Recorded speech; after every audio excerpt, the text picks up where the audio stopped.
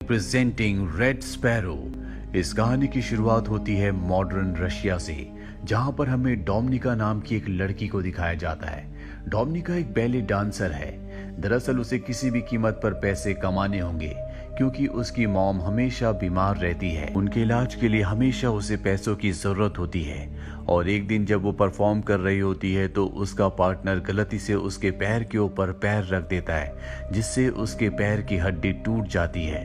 और इस एक्सीडेंट के साथ उसका डांसिंग करियर हमेशा के लिए खत्म हो जाता है, जिससे उसे बहुत दुख होता है। उसे नहीं पता कि अब वो पैसे कैसे कमाएगी, अपनी मॉम का इलाज कैसे करवाएगी। कुछ महीने बीत जाते हैं और उसका पैर ठीक हो जाता है। एक दिन उसके अंकल, जिनका नाम इवान होता है, वो उसके पास आते हैं। दरअसल ये रशिया की सीक्रेट एजेंसी में डायरेक्टर हैं। वो डोमिनिका को कहते हैं कि मुझे तुम्हारी मदद की जरूरत है, तुम मेरे साथ काम करो। पर डोमिनिका साफ साफ मना कर देती है। उसके अंकल उसे बताते हैं कि तुम्हारे पैर का एक्सीडेंट हुआ नहीं था, बल्कि जानबूझकर तुम्हारे पैर की हड्डी को तोड़ा गया था। और जिसने ये किया था वो तुम्हारी दोस्त है। उसने ऐसा इसलिए किया ताकि वो डांसिंग में तुम्हारी जगह ले सके। ये सुनकर डोमिनिका को बहुत दुख होता, बहुत गुस्सा आता है और वो अपनी दोस्त के घर जाती है और उसे बुरी तरह से मारती है। इसके बाद एक बार फिर से वो अपने अंकल इवान से मिलती है और उनसे पूछती है कि मुझे क्या करना होगा। उसके अंकल उसे बताते हैं कि एक बहुत बड़ा गैंगस्टर है, तुम्हें उसे सिड्यूस करके एक होटल के कमरे में लाना होगा और इसके बाद हमारे एजेंट्स अपना काम कर देंगे। इसके बदले तुम्हारी मॉम के जितने भी मेडिकल के खर्चे हैं वो सब के सब हम उठाएंगे। और अब डोमिनिका उसकी बात मान जाती है। वो उस गैंगस्टर से एक बार में मिलती है जहां पर वो उसे सिड्यूस करती है। इसके बाद वो गैंगस्टर उसे होटल के एक कमरे में ले जाता है, पर यहाँ पर इस वक्त तक कोई भी नहीं पहुंचा होता। इसीलिए वो आदमी उसकी जबरदस्ती इज्जत लूट लेता है, जिससे डोमिनिका को बहुत दुख होता है, क्योंकि उसे सिर्फ उस आदमी को सिड्यूस करना था। अब यहाँ पर एजेंट आ जाते हैं और उस गैंगस्टर को मार देते हैं। पर डोमिनिका इस बात से टूट गई है। वो अपने अंकल के पास जाती है और कहती है कि आज के बाद मैं ये काम कभी नहीं करूंगी। उसके अंकल को इस बात से कोई फर्क नहीं पड़ता कि उसकी इज्जत लुट चुकी है। वो कहते हैं कि अब तुम्हें हमारे राज के बारे में पता चल चुका है कि हम किस तरह से काम करते हैं, यानी कि तुम भी अब इस सीक्रेट एजेंसी का एक हिस्सा बन चुकी हो। और अगर तुमने हमारे साथ काम नहीं किया तो तुम्हें मार दिया जाएगा, क्योंकि तुम हमारे सारे राज जान चुकी हो। वहीं दूसरी तरफ हमें मॉस्को में नेट नाम के एक लड़के को दिखाया जाता है, जो कि एक अमेरिकन जासूस है, यानी कि वो CIA का एजेंट है। नेट एक आदमी से मिलता है जिसे वो मार्वल कहकर बुलाता है। दरअसल ये नेट को खबरें देता है और वो उसे कुछ खबर देकर वहां से निकल जाता है। पर तभी वहां पर पुलिस आ जाती है। नेट नहीं चाहता कि उसे खबर देने वाला मार्वल पकड़ा जाए, इसीलिए वो गोलियां चलाता है, जिससे पुलिस का ध्यान उसकी तरफ आकर्षित होता है और मार्वल उस जगह से भाग जाता है। पर नेट को पकड़ लिया जाता है और वापस अमेरिका भेज दिया जाता है। पर नेट एक बार फिर से रशिया जाना चाहता है, लेकिन उसके जो सीनियर होते हैं वो कहते हैं कि तुम रशिया नहीं बल्कि बुडापेस्ट जाओगे, ताकि तुम एक बार फिर से मार्वल से मिल सको। वहीं दूसरी तरफ हमें रशिया की सीक्रेट एजेंसी के डायरेक्टर इवान को दिखाया जाता है, जो उस वीडियो फुटेज को देख रहा होता है जिसमें नेट मार्वल से मिला था। और उसे देखकर उसे समझ में आ जाता है कि मार्वल एक रशियन सीक्रेट एजेंसी का ही मेंबर है, जो इस वक्त बुडापेस्ट में है। और अब इवान किसी भी कीमत पर उसे मारने के लिए किसी स्पाई को, यानी कि जासूस को भेजना चाहता है। वो डोमिनिका के पास जाता है और उसे कहता है कि तुम्हें बुडापेस्ट जाकर मेरा एक काम करना होगा, और सबसे पहले तुम्हें इसके लिए ट्रेनिंग लेनी होगी। और इसके बाद उसे एक स्पाई स्कूल में भेजा जाता है, जहाँ की ट्रेनिंग बहुत ही खतरनाक, बहुत ही मुश्किल होती है, लेकिन जल्दी वो इस ट्रेनिंग को पूरा कर लेती है। और इसके बाद डोमिनिका को बुडापेस्ट के लिए रवाना कर दिया जाता है, जहाँ पहुंचने के बाद सबसे पहले उसे नेट का विश्वास जीतना होगा, ताकि उसके जरिए वो किसी भी कीमत पर मार्वल तक पहुंच सके। दरअसल मार्वल का चेहरा कोई भी नहीं जानता, किसी को नहीं पता कि वो कैसा दिखता है। सिर्फ नेट ही एक तरीका है जिसके जरिए मार्वल तक पहुंचा जा सकता है। और अब डोमिनिका बुडापेस्ट पहुंच जाती है, जहां पर वो अपनी एक साथी एजेंट के साथ रहती है। साथ ही अब वो नेट का पीछा करना शुरू कर देती है। वो उस स्विमिंग क्लब को भी ज्वाइन कर लेती है, जहां पर नेट रोज आता है। डोमिनिका बार बार उसके सामने से जानबूझकर निकलती है ताकि वो उसे देखे। डोमिनिका बहुत ही सुंदर है, इसीलिए नेट भी उसे देखना शुरू कर देता है और एक दिन जब वो सड़क पर उसके कम क्रॉस होती है तो वो उससे बात करता है। नेट को कहीं न कहीं डोमिनिका के ऊपर शक है।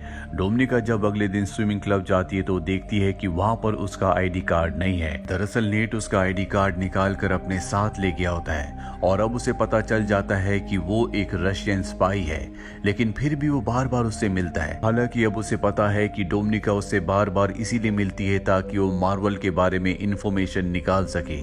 वही डोमिनिका जब एक दिन अपने घर पर जाती है तो उसकी जो उसके साथ फ्लैटमेट होती है, जो खुद भी एक स्पाई है, वो घर पर नहीं होती और जब वो घर की तलाशी लेती है तो उसे पता चलता है कि उसकी जो साथी है वो किसी अमेरिकन स्पाई से मिलने वाली है जिसे वो कुछ इन्फॉर्मेशन देगी और उस इन्फॉर्मेशन के बदले उसे पैसे मिलेंगे। डोमिनिका समझ जाती है कि उसे भी उसी की तरह एक मिशन दिया गया है। अब डोमिनिका अपने काम को पूरा नहीं कर पाती, उसे मार्वल के बारे में कुछ भी पता नहीं लगता। इसीलिए इवान यहाँ पर आता और उससे पूछता है कि तुम्हारा काम इतना स्लो क्यों चल रहा है, अगर ऐसे चलता रहा तो तुम्हें मार दिया जाएगा। वो कह देती कि मेरे काम स्लो चलने का कारण ये है कि मैं अपने साथी एजेंट के साथ उसके मिशन पर काम कर रही हूँ। ये सुनने के बाद इवान को बहुत गुस्सा आता है। वो कहता है कि तुम्हें अपने काम पर ध्यान देना चाहिए। और जब डोमिनिका अपने घर पर नहीं होती तभी वहां पर एक दूसरा रशियन एजेंट आता है जो डोमिनिका की रूममेट फ्लैटमेट को मार देता है क्योंकि उसने अपने सीक्रेट मिशन को डोमिनिका के साथ शेयर किया था।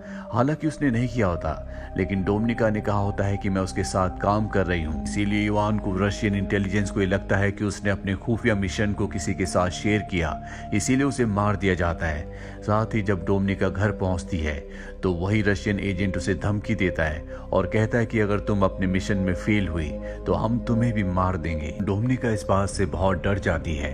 वो नेट से मिलने उसके फ्लैट पर जाती है जहां पर नेट उसे बताता है कि मुझे पता है कि तुम एक रशियन जासूस हो। डोमिनिका बताती है कि मुझे अपनी और अपनी मॉम की जान बचाने के लिए रशियन जासूस बनना पड़ा।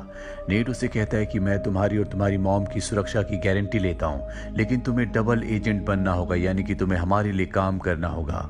और उसकी बात वो मान जाती है, जिसके बाद ये एक दूसरे के बहुत करीब आ जाते हैं। और अगली सुबह जब वो नेट के घर से निकलती है तो उसके पास उसका एक गिलास भी होता है जिसमें नेट के फिंगरप्रिंट्स हैं। वही नेट एक बार फिर से मार्बल से मिलता है। मार्बल उसे आगाह करता है कि तुम्हें डोमिनिका से दूर रहना होगा क्योंकि वो एक रशियन जासूस है, वो तुम्हारे लिए बहुत बड़ा खतरा बन सकती है। लेकिन नेट उसकी बात नहीं मानता और उसे अपने साथियों से भी मिलवाता है, जहां पर डोमिनिका कहती है कि मैं तुम्हारे लिए काम करूंगी, लेकिन इसके बदले तुम्हें मुझे $30,000 देने होंगे। अमेरिकन एजेंट्स पूछते हैं लेकिन हम ऐसा क्यों करेंगे? वो कहती है क्योंकि मैं तुम्हारी मदद कर सकती हूँ। जिस लड़की के साथ मैं रहती थी वो एक रशियन एजेंट थी। उसे एक मिशन दिया गया था जिस मिशन के तहत उसे यूएस सेनेटर की चीफ स्टाफ से मिलना था जो उसे अमेरिका के बारे में बहुत सारी इंफॉर्मेशन देने वाली थी, पर उसकी अब मृत्यु हो चुकी है और वो मिशन अब मुझे दिया गया है। मैं तुम्हारी इसमें मदद कर सकती हूँ। ये सुनने के बाद वो उसे पैसे देने के लिए राजी हो जाते हैं और अब डोमिनिका सेनेटर की चीफ स्टाफ से मिलती है जो उसे डिस्क देती है। दरअसल डोमिनिका की और सेनेटर की चीफ स्टाफ के ऊपर यहाँ पर रशियन के साथ साथ अमेरिकन जासूस भी नजर रख रहे होते हैं। डोमिनिका ने जो डिस्क ली होती है वो किसी तरह से उसे बदल देती है और नेट तक पहुंचा देती है। अमेरिका सेनेटर की चीफ स्टाफ जब बाहर जाती है तो उसे चारों तरफ से घेर लिया जाता है। ये सब के सब अमेरिकन जासूस हैं। उसे समझ में आ जाता है कि उसका खेल खत्म हो चुका है। वो भागने की कोशिश करती है लेकिन वो चारों तरफ से घिरी हुई है और तभी उसका एक्सीडेंट हो जाता है जिसमें उसकी मृत्यु हो जाती है। उसकी मृत्यु से रशियन को बहुत बड़ा झटका लगता है क्योंकि वो उनके लिए काम करती थी, उन्हें इन्फॉर्मेशन दिया करती थी। और अब इवान को डोमिनिका और उसके सीनियर पर शक हो जाता है क्योंकि इस मीटिंग के बारे में डोमिनिका और उसके सीनियर को पता था। इन दोनों को वापस बुलाया जाता है जहां पर इन दोनों को बहुत टॉर्चर किया जाता है। डोमिनिका के सीनियर की मृत्यु हो जाती है लेकिन डोमिनिका अब भी जिंदा होती है। वो यहाँ पर इवान को बताती है कि मैंने सब इसलिए किया ताकि मैं नेट का भरोसा जीत सकूं और किसी भी तरह से मैं मार्बल तक पहुंच जाऊं। नेट का भरोसा मैंने जीत लिया है और अब मैं जल्दी मार्बल तक पहुंच जाऊंगी। इवान उसकी बातों में आ जाता है और उसे एक बार फिर से बुडापेस्ट भेजने के लिए राजी हो जाता है, पर बुडापेस्ट जाने से पहले वो इवान के घर आती है जहां पर वो कुछ पलों के लिए उसे सिड्यूस भी करती है। इवान को उस पर शक है, इसीलिए बुडापेस्ट वो उसके पीछे एक और जासूस को भेजता है। डोमिनिका बुडापेस्ट पहुंचने के बाद सबसे पहले नेट से मिलती है। नेट उसे देखकर बहुत खुश होता है, अपने गले से लगा लेता है और वो नेट को सब कुछ बता देती है। और नेट अब भी उसे मार्बल के बारे में कुछ नहीं बताता, लेकिन वो उसे बहुत पसंद करता है, इसीलिए एक बार फिर से ये एक दूसरे के करीब आ जाते हैं।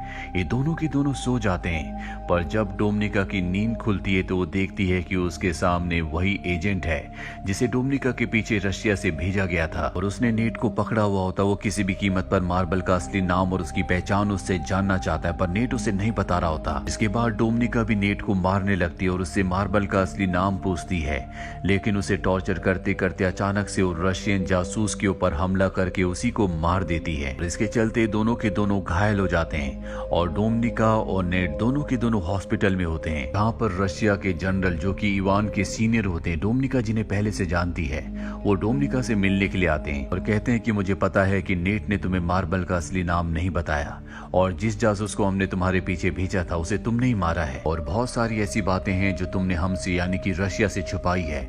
डोमिनिका साफ साफ मना कर देती है। जनरल कहते हैं कि तुम्हें मुझसे डरने की जरूरत नहीं है। जिस मार्बल की तुम्हें तलाश है, जिसे नेट बचाने की कोशिश कर रहा है, वो और कोई नहीं बल्कि मैं हूँ। मैं रशिया के लिए पहले बहुत ईमानदार था। एक दिन मेरी पत्नी बहुत ज्यादा बीमार थी। एक अमेरिकन डॉक्टर था जो मेरी पत्नी को बचा सकता था, लेकिन मुझे इसके लिए अलाउ नहीं किया गया। उन्हें ऐसा लगता था कि मेरी सच्चाई उस डॉक्टर को यानी कि अमेरिकन को पता चल जाएगी, जिस वजह से मेरी पत्नी की मृत्यु हो गई। ये पूरा का पूरा सिस्टम करप्ट है, इसीलिए मैंने रशिया का साथ छोड़ दिया और एक डबल एजेंट बनकर अमेरिका के साथ और रशिया दोनों के साथ काम करना शुरू कर दिया। तुम्हारे आज जो भी हालात हैं वो तुम्हारे अंकल इवान की वजह से हैं। अगर वो चाहते तो तुम्हें इन सब चीजों से निकाल सकते थे, लेकिन उन्होंने ऐसा नहीं किया। तुम मेरी सच्चाई रशिया की खुफिया एजेंसी को बता सकती हो, जिससे मैं पकड़ा जाऊंगा और तुम एक नेशनल हीरो बन जाओगी और उसके बाद तुम मेरी तरह अमेरिका के साथ और रशिया के साथ दोनों के साथ एजेंट बनकर काम कर सकती हो और रशिया की करप्ट एजेंसी को खत्म करवा सकती हो। दरअसल जर्नल ने उसे सब कुछ इसलिए बताया होता है क्योंकि उन्हें पूरा विश्वास होता है कि जल्दी वो पकड़े जाएंगे और वो नहीं चाहते कि उनकी जिंदगी वेस्ट जाए। वो चाहते हैं कि डोमिनिका उन्हें पकड़वाए, जिसके बाद डोमिनिका उनकी जगह ले ले और अब डोमिनिका रशियन एजेंसी के पास जाती है, जहां पर वो उन्हें मार्बल की सच्चाई, उसका नाम और सब कुछ बता देती है। कुछ देर बाद हमें दिखाया जाता है कि रशियन एजेंट जनरल को नहीं बल्कि इवान को पकड़ लेते हैं, क्योंकि उसने इवान का नाम बताया होता है कि इवान ही मार्बल है और साथ ही उसने बहुत सारे सबूत भी दिए होते हैं, जिसमें पहला सबूत ये होता है कि उसने इवान के नाम पर एक अकाउंट खुलवाया होता है जिसमें उसने अमेरिकन से $30,000 डलवाए थे। साथ ही जब वो इवान के घर पर गई थी तो वो गिलास जो नेट के घर से लाई थी जिसमें नेट के फिंगरप्रिंट्स थे, वो उसने अपने अंकल इवान के घर पर छोड़ दिया था, जिससे ये साबित होता है कि इवान और नेट आपस में मिले हुए हैं। दरअसल वो शुरू से ही इवान को इस जाल में फंसा रही थी, जो अब पूरी तरह से उसके जाल में फंस चुका है। वो चाहकर भी अपनी बेगुनाही साबित नहीं कर सकता। रशियन एजेंट्स इवान को मार देते हैं और इस तरह से इवान का खात्मा हो जाता है।